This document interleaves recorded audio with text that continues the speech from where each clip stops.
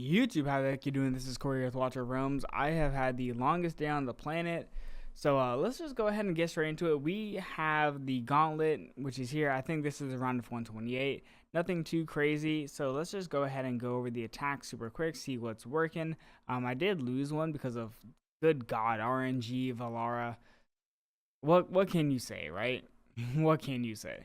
Anyways, let's go straight to it. So this is a Praetus Ingrid team. This is a keep, I believe. Now, when it comes to these teams, it's a little bit tricky, especially when you're incorporating Mari. There are a lot of other units that are a little bit more sought after than Mari, at least contextually. So pretty much the way to go ahead and beat this is pretty standard, I imagine, is what you're going to go ahead and do is you're going to drop the Fool. And the whole purpose of the Fool is to kind of get closer to the bottom of the map and set you up really nicely for whenever you do drop your Abyssal Beholders, which are the epic bugs. Basically, he's going to stop right in time to go ahead and provide the shields for them. So let's go ahead and have that happen right here. He's going to hit Brokir. He's going to get into this nice little path here and freeze right there and give the shields to the Beholders.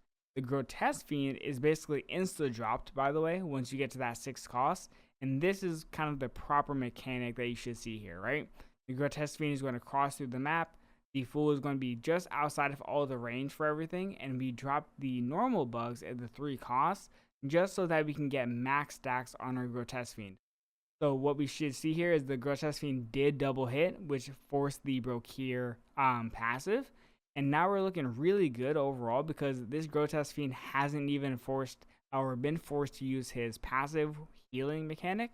So what we're going to do is pretty much ramp up another Grotesque Fiend right about now. So once we get to this 10 cost, we're going to go drop YouTube super quick. I don't want to go ahead and forget this because knowing me, I'm going to forget this. Right now, Smile One is going ahead and offering some really good packs if you are interested in going ahead and spending on the game. So as it stands right now, we have the Rare Summoning Discount Bundle, which is going to give you some good amounts of Rare Summoning Crystals. You have the Ancient Summoning Discount Bundle, which is going to give you about 25 Ancients plus Diamonds and some huge Stamina Potions. Think of this as like the Leia pack mixed with the Ovar pack. It's a pretty decent value if I'm being quite honest with you. And then you also have the Recasting Hammer bundle, which is also really nice if you're trying to go ahead and maybe re-roll a quad roll and get some really good stats on it. And even if you're not really interested in spending too much money, right? You have the normal Ancient bonus bundle, which is going to give you about 3 Ancient Summoning Crystals for about $9 USD, right? So if you are interested in going ahead and just super spending, right? You have the Mega Ancient Summoning Bundle or the Mega Mix Summoning Bundle. But just in general, if you are interested in going ahead and buying any of these packs, use the link in the description below. See ya. Our bugs. Once we get to 6 costs, we're going to drop the Fiend. And then once we're at 3 costs, we're going to drop the rare bugs. But at this point, this Brokir is pretty much already on death's door just from the first Grotesque Fiend. So once we go ahead and stack the second on it, Brokir is basically dead to rights, right? He has no real shot at dealing with all the damage that we're putting out. And fortunately, we even have the ability to also drop another Fool, which is going to give some really good sustain to this Grotesque Fiend. And we don't even necessarily need it, right? So the Grotesque Fiend takes out the Brokir. He's walking down, is looking really good. So we have a couple options here.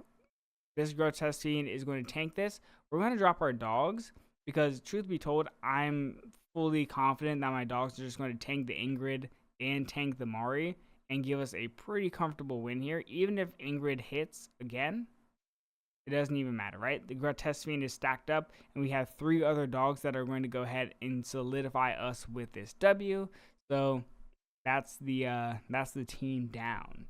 We didn't even have to use a final Fool there just because we were doing like a substantial amount of damage, which is awesome. And then let's go ahead and go into the other 2. Let's see. What are we looking at? I can't even remember the other 2. I think like one's a Nightmare Comp. Let's just make sure. There it is. It is a Nightmare Comp. This is a low BP Nightmare Comp. Generally speaking, they are using Lily, which, I mean, I can't blame them. I personally would have to do the same thing because I don't have Carnelian or Earless, so it's like, you know, just work with what you got, right? So can't hate on them. But basically what we do is we drop the Fool. And this is so funny because I actually mistimed this horribly. Like horribly, and you'll see it. I actually dropped, I think, the bugs too late. And so I fortunately have like a pretty good amount of BP, so it didn't matter as much. But like I should have dropped the bugs like right when I got to that 10 cost. I didn't do it.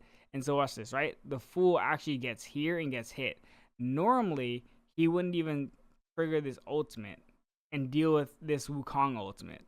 But because I like mess up the timing just like by half a second, all that happens, right? So this Grotesque Fiend is going straight into the Torador with no sustain, no shields. It's just him against the world. But you know what? A5 Yovar. A5 Yovar. What can I say, right?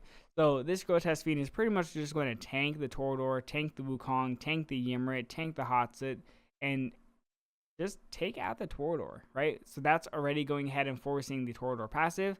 And Wukong's ultimate now stacked hit and gave the Grotesque Fiend his heal. We can set up another Grotesque Fiend now, right? Because Torador is down. So what's going to happen is this Grotesque Fiend is going to constantly juggle and hit the Wukong clones.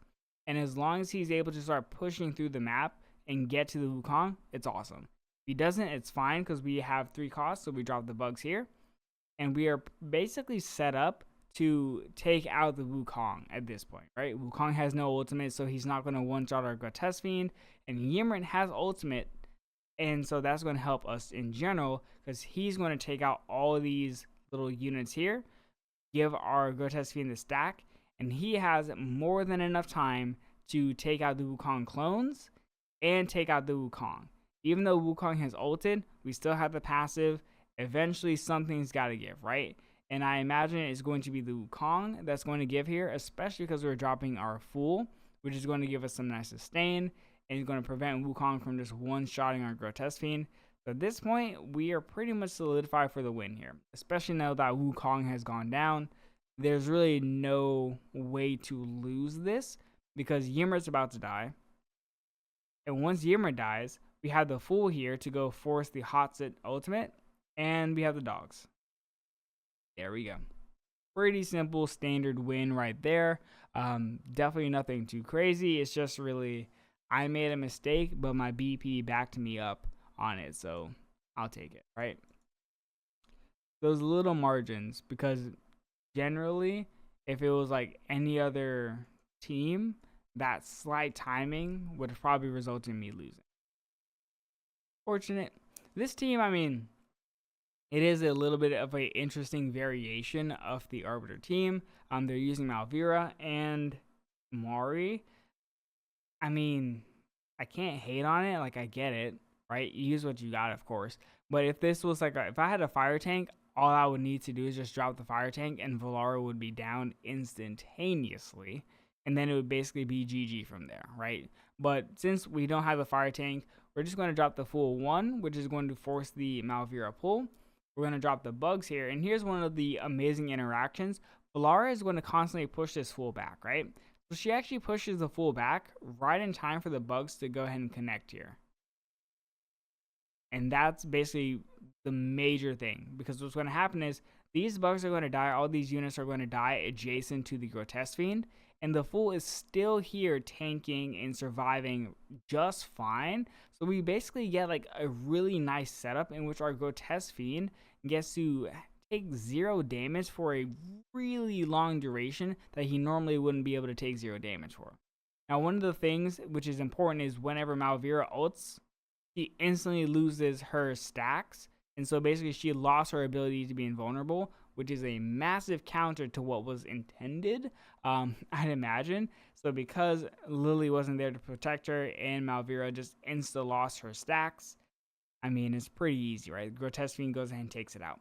From here on out, we just drop our double lightning guards. The purpose of the lightning guards is really just to take out the Mari because, good God, I hate dealing with Mari and her infinite slows. So what's going to happen is this lightning guard set is going to snipe the Mari. And perfectly in time, they're going to then snipe out the Praetus here.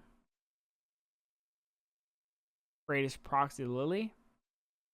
Praetus down. And from this point is a pretty solid win, right? Even if these lightning guards died, we still had another Grotesque Fiend and the bugs. It was GG from there on out. So, pretty safe win overall. Obviously, you work with what you got, right? Just a little bit unlucky that Malvira's passive and her ultimate really don't work hand in hand unless she's be able to like really tank the damage that she's receiving. So it happens.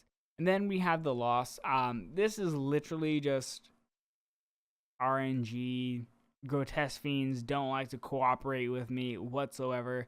This isn't even like the perfect comp, like not even close, but it's basically the exact same comp that would have been used in this recent season. There's no difference. There just isn't. If you had a fire tank, just drop the fire tank. Valara burns to death, and it would be GG from there on out. But it is what it is. Can't complain, right? It's just RNG fest, and Mari slows into oblivion. So I'm just gonna let this roll through here. Not much you can do, right? Just perma slowed, perma knockback, perma froze. Grotesque Fiend doesn't like me and doesn't want to double hit. It is what it is. And then also, there was a world in which Brokir dies, and if Brokir dies, then this is definitely going to work, but we just get juggled to oblivion, so sadness. Unlucky. But yeah, I mean, this gauntlet's going to be annoying, I can already tell, because, you know, this team still exists at the end of the day, and it is torture to go against. Absolute torture. Anyways, that was the loss. We did take out the Brokir, but I mean, at the end of the day, there was so much time invested into taking him down that we would have lost off the time anyway. So, with that being said, see ya.